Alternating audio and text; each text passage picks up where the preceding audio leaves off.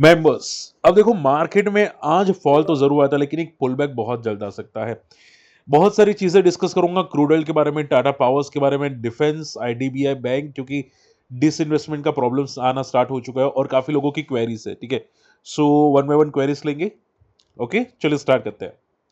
देखो सबसे पहले मैं आपको यहाँ पे बता देना चाहता हूँ कि डाउ जोन्स अगर आप देखोगे तो 600 पॉइंट पहले 400 पॉइंट था, अभी 800 पॉइंट हो चुका है फॉल।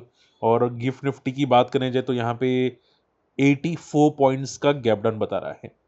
ठीक है, सो देखो मार्केट में अभी के लिए आप ये समझ के चलो कि वीकनेस है, प्योरली वीकनेस है।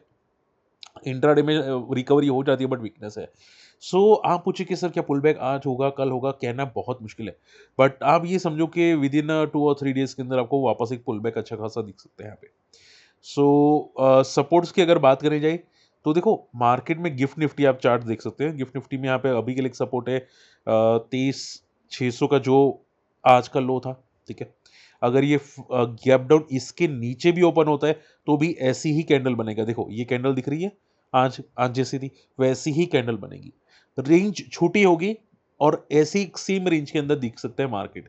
सो अगर आप कल भी ट्रेड करते हैं तो आप ये समझ के चलो कि मार्केट एक रेंज में रह सकता है, भले गैप डाउन ओपन हो कैसा भी ओपन हो। ओके, क्योंकि ऊपर ऊपर जाने की पॉसिबिलिटी नहीं होगी। अगर जाएगा तो वापस इंट्राडे में फॉल कर जाएगा। बात समझ में आ रही है? सो एक रेंज में रहने की ज्यादा उम्मीद है जब तक कि यहाँ पे वार में कुछ थोड़ा सा पॉजिटिव न्यूज आना स्टार्ट नहीं हो जाती। ठीक है, बट अभी भी वीकनेस दिख सकती है मार्केट के अंदर। क्लियर? और मैं आपको बता चुका हूँ सपोर्ट जो है 30,800 का था वो ऑलरेडी ब्रेक हो चुका है। चार्ट्स के हिसाब से वैसे देखने जाए तो इंट्राडे में ब्रेक हो चुका था।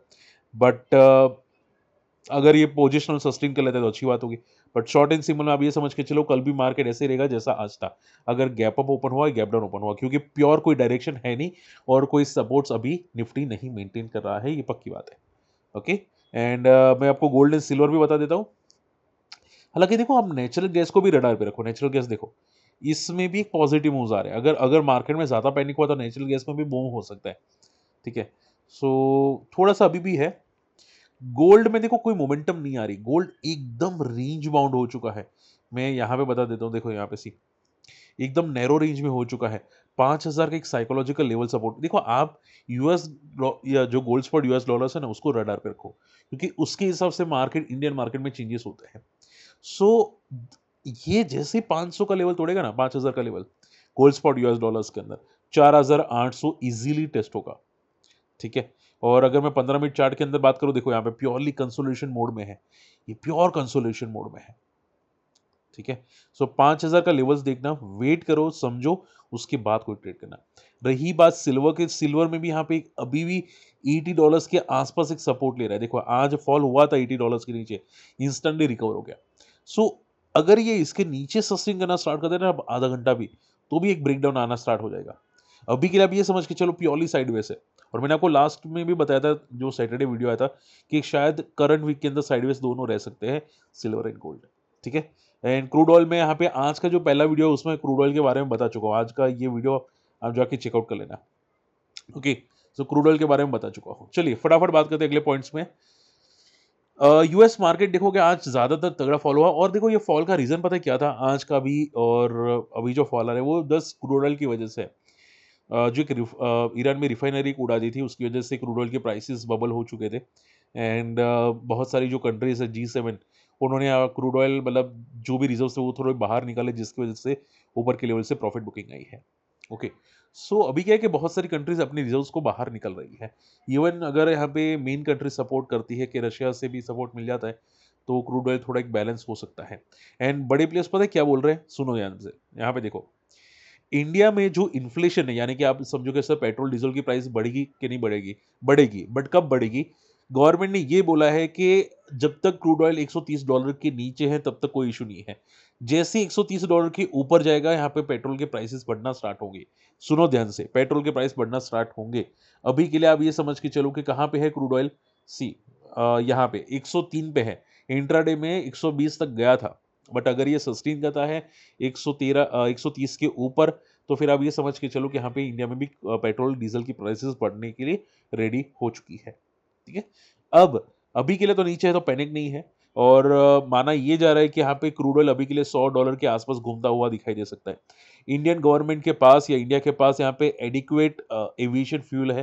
फ्यूल हो जो प्लेन में फ्यूल यूज़ होता है, उसमें भी कोई रिक्वायरमेंट है नहीं, अभी काफ़ी है इंडिया के पास और इंडिया अभी एक्सपोर्ट भी कर रहा है। येस, स्टिल जो इंडिया के पास फ्यूल है, ठीक है, या क्रूड ऑयल आप बोल सकते हैं, थोड़ा बहुत वो यहाँ पे छोटी-मोटी कंट्रीज़ को देता है यहाँ पे, ठीक है, जो हमारी नेबरिंग कंट्रीज़ है उसको इंडिया अभी भी सप्लाई करता है। ओके, सो इंडिया के पास अभी भी ये थोड़ा बहुत लिक्विडिटी है जो वो आगे भी फॉरवर्ड कर रहा है, सो इसको कोई इश्यूज इंडिया को अभी के लिए नहीं है, ठीक है। और शॉर्टेजेस भी इंडिया में पेट्रोल डीजल की नहीं है। बट देखो बात समझो, अगर ये प्राइस सस्टेन नहीं होती तो पैनिक आएगा, ठीक है। अभी के लिए रिलैक्स है, बट आप फोकस करते रहना। और जो लोग क्रूड में ट्रेड करते हैं, मैं आपको पहले ही बता चुका हूँ आज के पहले वीडियो के अंदर, क्रूड ऑयल यहाँ पे ज़्यादातर कंसोलिडेट रहेगा। अगर आपको देखना है तो ये वीडियो जाकर आज देख लेना, ठीक है। चांसेस है कि रेंज बाउंड रहने की उम्मीद ज़्यादा दिखाई देती है चार्ट्स के हिसाब से। टाटा पावर की बात करें, ये देखो टाटा पावर ने यहाँ पे ये जो है हाइड्रो पावर, वहाँ पे उनका 40% का स्टेक लिया है। कंपनी ने 500 मिलियन का यहाँ पे इन्वेस्ट किया है, ठीक है। चीज़ें पॉजिटिव है, बट ये इन्वेस्टमेंट बहुत छोटा इन्वेस्टमेंट है अगर मैं बात करें जाऊँ यहाँ पे।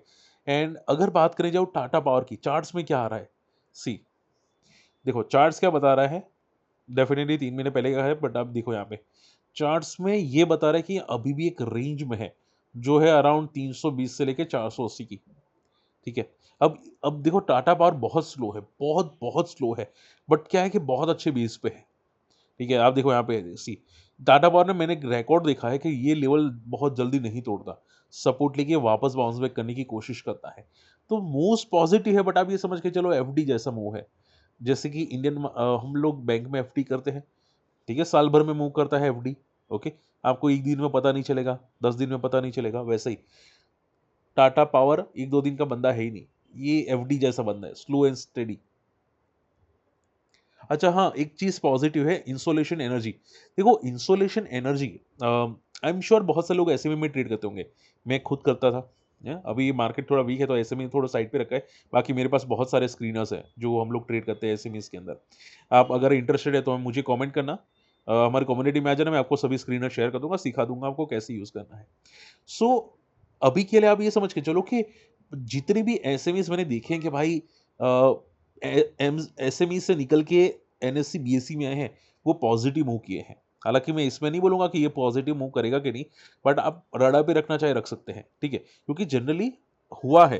जैसे कि पारस डिफेंस, कौन सा स्टॉक था, just a second, just a second, ऐसी बहुत सारी कंपनीज थी जो एसएमईज में होने के बाद जो एनएससी बीएससी पे लिस्ट होती है, यानी कि एसएमई इंडेक्स से निकलने के बाद, तो वो अच्छी मूव करती है, ऐसा हम लोगों ने देखा है। अभी एक रिसेंटली था, मुझे नाम याद नहीं आ रहा है, मुझे कमेंट करके बताना जो लोग ट्रेड करते हैं यहाँ पे, ठीक है। एक नॉलेज मरीन था, इसके अलावा कुछ 2-3 कंपनी भी थी, मुझे एग्जैक्ट स्टिल नाम याद नहीं आ रहा है, बट आप ये समझ के चलो कि मूव्स बहुत अच्छे आते हैं, ठीक है। इसको भी देखेंगे, मैं भी रडार पे रखूंगा इसको कि क्या ये सस्टेन करेगा कि नहीं। हाँ, एक Krishna defence I think recently SME से निकला है, अगर मैं गलत नहीं हूँ तो यहाँ पे। सो क्या है कि ये पॉजिटिव मूव्स देखे हैं मैंने। हर करेगा क्या वो नहीं पता, बट जनरली मैंने पैटर्न देखी है, और मैं हमेशा बोलता हूँ मार्केट में पैटर्न्स होती है, ठीक है। सो चीज़ें पॉजिटिव है। डिफेंस के अगर मैं बारे में बात करने जाऊँ तो डिफेंस में देखो आज तो फॉल था, मैंने ऑलरेडी आज के वीडियो में कवर किया था डिफेंस। अब वापस इनको एक ऑर्डर मिला है इंडोनेशिया से, ठीक है, ब्रामोस डील। अब जनरली ये जो डील है, जहां तक मेरा नॉलेज है, आई थिंक एचएल बीएल के साथ हुई है, अगर मैं गलत नहीं हूं तो आप ये समझ के चलो छोटे मोटे पुल बैक्स आएंगे, क्योंकि देखो अभी क्या है कि बड़े प्लेयर्स पॉजिटिव नहीं है मार्केट में, ठीक है। तो बहुत सारी कंपनी सस्टेन कर रही है, कभी फॉल कर जाती है, कभी सस्टेन करती है, हर कंपनी सस्टेन नहीं करती। मैंने बीटीएसटी किया था, मैंने आपको बताया था आज का वीडियो के अंदर, मैंने 4 स्टॉक में बीटीएसटी किया था, जिसमें 3 स्टॉक पॉजिटिव हुए थे, ठीक है। जिसमें आई थिंक कौन कौन सा था, एक पार्क वर्ल्ड करके था, एक जिंदाल पॉली करके था, एंड जेडब्ल्यूएल था, मॉर्निंग में वो पॉजिटिव था, और चौथा पावर इंडिया था, ठीक है। 4 किए थे, पावर इंडिया नहीं चला था प्रॉपर्ली, बाकी 3 चले थे, बट नीचे से रिकवर किए थे सभी। मार्केट में वॉलेटिलिटी है, ठीक है, ग्लोबल मार्केट की वजह से, क्रूड ऑयल की वजह से, वार की वजह से, सो थोड़ा कॉशियस रहना पड़ता है अभी के लिए मार्केट के अंदर। बाकी मैं भी बीटीएसटी बहुत बहुत मज़ा आती है बीटीएसटी में, 3-6% इजीली हो जाता है। जेडब्ल्यूएल में अभी 3-6% मोमेंटम आई थी मॉर्निंग में, फिर जिंदल पॉली में 5% 6% की मोमेंटम आई थी आज। देख लेना, चार्ट देख लेना जिंदल पॉली का, ठीक है। तो मेरा बीटीएसटी मतलब ऐसे ही होता है, कभी-कभी 3%, कभी 6%, इवन अच्छे वीक मार्केट में भी हो जाता है। बट बहुत सोच समझ के करना पड़ता है।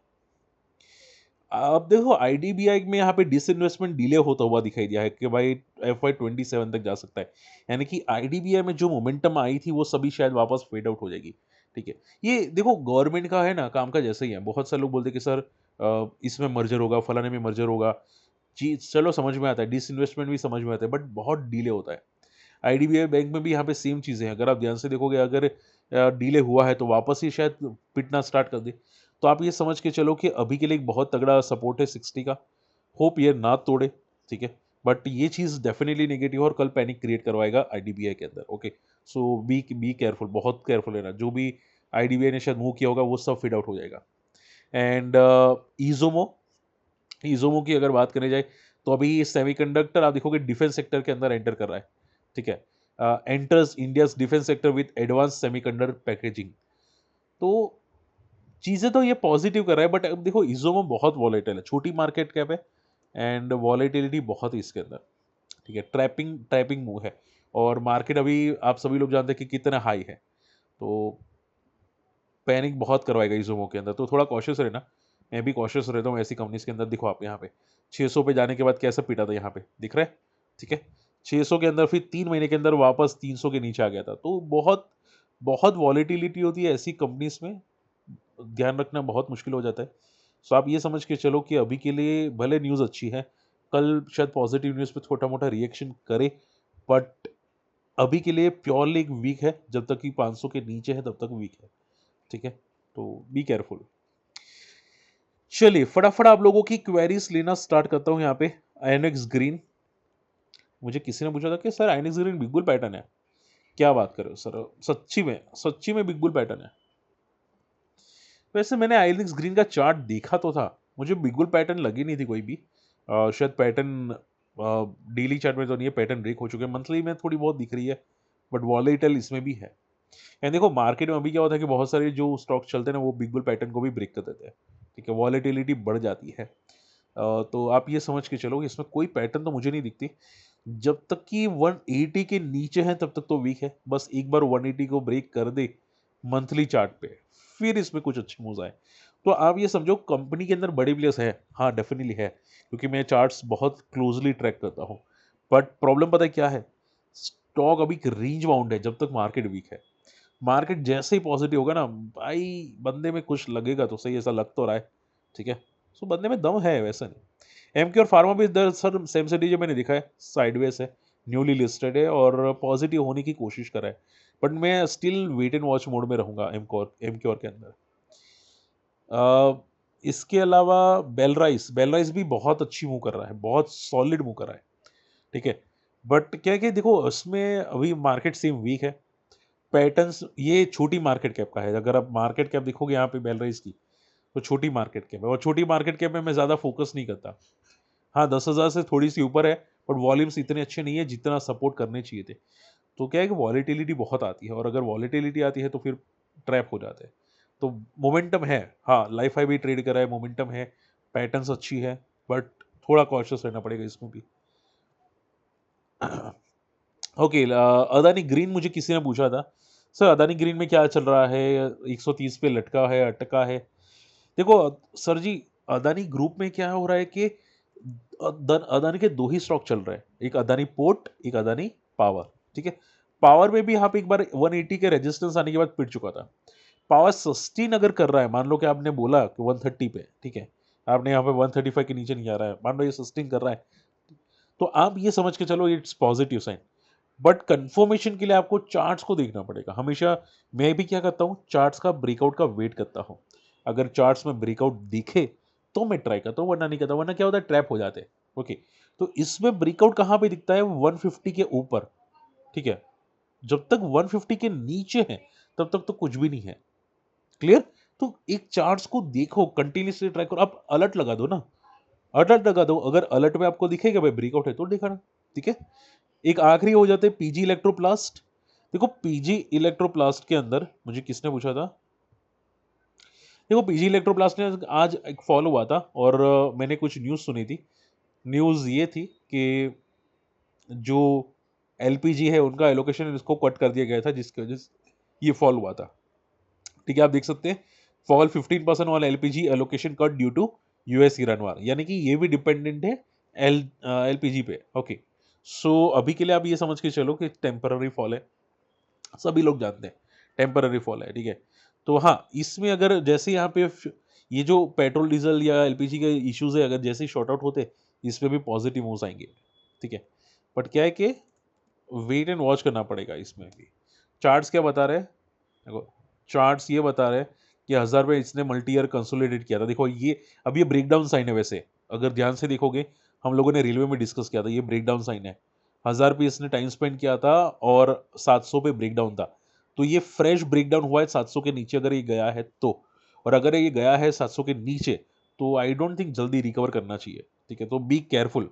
ओके, ये सेम रेलवे जैसा हुआ है, जैसे रेलवे में हुआ था सेम ऐसा हुआ है, सो बी केयरफुल। ओके, चलिए, होप आज का वीडियो पसंद है, वीडियो शेयर करना, चैनल सब्सक्राइब कर लेना, कुछ डाउट हो मुझे कमेंट करना, और अगर हमारी कम्युनिटी में आना चाहते हैं, कुछ जानना चाहते हैं कि सर म्यूचुअल फंड में बेस्ट टाइम कौन सा है, या आपको गाइडेंस चाहिए mutual fund related SIP long term, तो मुझे कांटेक्ट कर सकते हैं। डिस्ट्रीब्यूटर हूँ म्यूचुअल फंड का, और आपको प्रॉपर सपोर्ट करूंगा, प्रॉपर गाइड करूंगा। ठीक है, आपका फैमिली रिलेटेड जो भी है मार्केट में, फाइनेंस में, आपको सपोर्ट करूंगा।